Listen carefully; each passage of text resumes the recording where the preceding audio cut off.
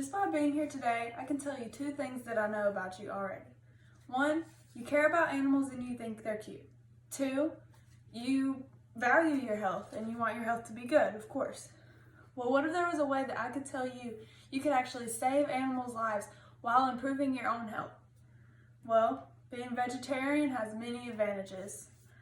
By doing research and actually experiencing this the past 6 years of my own life, I can tell you that there are a lot of benefits and that the work actually really does pay off. So people usually say, oh, I couldn't give up meat. It's cheaper, it's easy, it's more normal, for sure. But I'll actually tell you today how much it pays off. So I'll be going over the different vegetarian diets you can choose from, how animals are abused in factories and what they go through, how your health can really improve from this, and then lastly I'll finish off with some vegetarian meat brands and how you can actually save a lot of money from making this decision. And then after learning about all this, hopefully some of you will at least consider becoming vegetarian or having one of the diets. So there's 3 main different vegetarian diets that most people go with. You can be vegetarian, which means that you don't eat any meat, poultry, or fish, but you can eat animal byproducts like eggs, milk, cheese, and anything made with that. Secondly is a vegan. That's probably the most extreme form of a vegetarian diet. They don't eat any fish, poultry, or meat, but they also don't eat anything with animal byproducts like milk, eggs, cheese, or anything made with that stuff. So that's really extreme.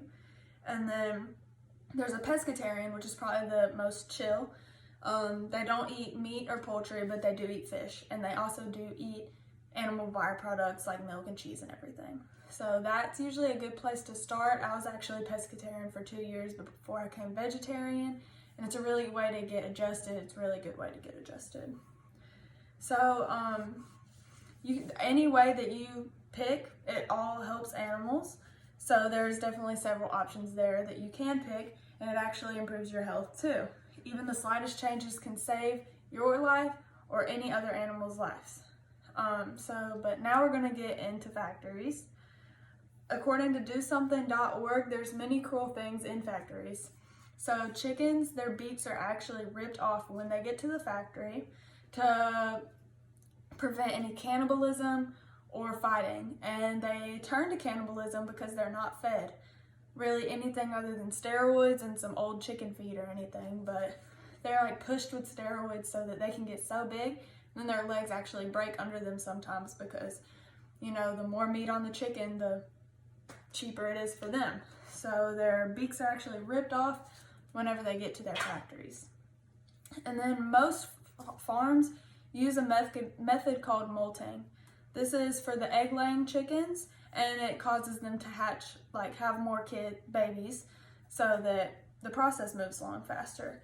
In molting, they're starved for 14 days with no sunlight and no water. So, of course, a lot of them die. A lot of them have health problems because they're starved for 2 weeks, just so that they'll hatch their eggs faster. And HuffPost.com says that the smell in factories is actually so bad that the workers have to wear masks. And this smell is from dead bodies, rotting flesh, to infections that actually stink so bad from their tight quarters and being beaten so many times. And also the fact that the cows and pigs and some of the other animals are living ankle deep in their own manure and all the other animals' manure around them. So the smell of dead bodies and manure is so bad that people can hardly even take it, and these animals have to live in it with no light, nothing. So masks have to be worn in there. And according to countinganimals.com, every vegetarian saves about 100 lives yearly. So how would you feel knowing that each year you're vegetarian, you save around 100 lives or more?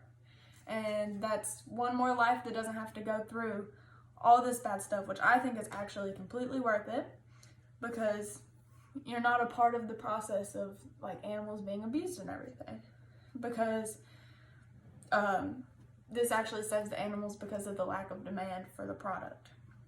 But now that we've gone over how you can save animals' lives, we can get into how this can actually improve your health. So according to healthline.com, there's many benefits Actually, vegetarians have 1/3 less likely chance of having heart problems and being hospitalized and dying from heart problems. So that's really good for your heart. And vegans actually lessen their cancer risk by a really significant amount. But vegetarians and pescatarians also lessen their cancer risk. Actually, you have only half the risk of getting type 2 diabetes in your life due to the fact that you're eating more low glycemic foods, because it's not real meat and it has more vegetables, fruits, stuff that is made with that diet. So you're actually way less likely to get type 2 diabetes. And then meat actually forces calcium out of the body. So being a vegetarian promotes really great bone health. So this can help for diseases like osteoporosis. It'll strengthen your bones so they don't break as easily when you're older. So it does really great things for your bones, almost like milk. So lastly, a study showed that actually 22 out of 24 vegans said that their asthma improved greatly from being vegan for just 3 months. I know it doesn't seem like it would be related, but it's really crazy how the lack of meat can actually really help you in your health benefits. So there's many reasons to think about being vegetarian, but some still may think, oh, well, what will I eat for protein? I need protein. Well, veggie meat actually saves money, provides more protein, and is way more nutritious than regular meat because of all the stuff that's not being pushed into it, like steroids. So now we're going to go over some of the meat replacements that you can have. Walmart.com says that Morningstar chicken nuggets are only $3.67, and that Tyson chicken nuggets are $4.48. Now I know that doesn't sound like a lot, but then according to money.com, vegetarians save about $750 yearly. So it really does add up to be a vegetarian. And then WebMD.com says that it improves the health and body, but only if your diet's healthy. So if you are vegetarian, you're still expected to eat, vegetables, fruits, and then the veggie meat to get your protein.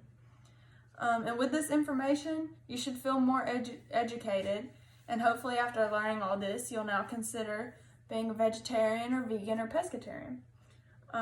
So today I went over the types of veggie meat, how you can save money on it, what goes on in the factories, the types of vegetarian diets, and how this can improve your health. So next time you're at a grocery store, think about what these animals went through to provide you with food on your plate. And then look at the vegetarian meals and think about how this was never a real animal that was hurt, and that this will improve your health. By doing this, you're not only saving animals, but you could also potentially be saving yourself.